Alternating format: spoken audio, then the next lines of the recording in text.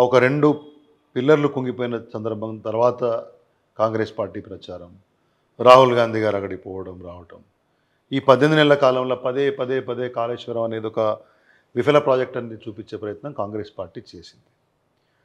దాన్ని ఎస్టాబ్లిష్ చేయడం కోసం ఒక కమిషన్ వేశారు పీసీ ఘోష్ గారి నేతృత్వంలో.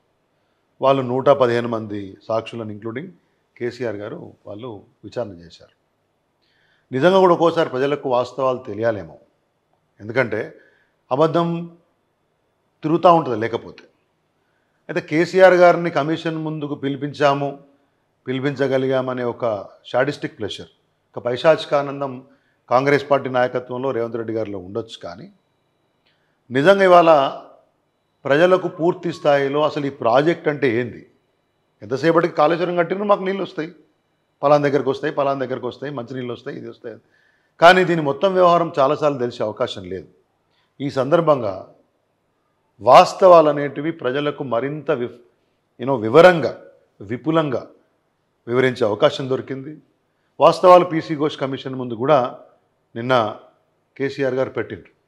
ఒక తెలంగాణను తెచ్చిన నాయకునిగా, ఒక అత్యున్నత స్థాయి నాయకునిగా వారికి ప్రజల్లో ఉన్న గౌరవాన్ని తగ్గించడం కోసం చేసేటువంటి ఒక ప్రయత్నము, ఒక బదనాం చేసే ప్రయత్నాన్ని కొంత బాధ కలిగించినా, అది వాళ్ళకు ఆనందం కలిగించిన కాంగ్రెస్ పార్టీ వాళ్ళకు ఇవాళ ప్రపంచానికి మరొకసారి దీని యొక్క ఘనతను, గొప్పతనాన్ని, అసలు ఈ ప్రాజెక్ట్ ఆవశ్యకతను, దాని వెనుకున్న ఆలోచనను వివరించే గొప్ప అవకాశం కూడా దొరికిందని చెప్పేసి నేను అనుకుంటున్నాను.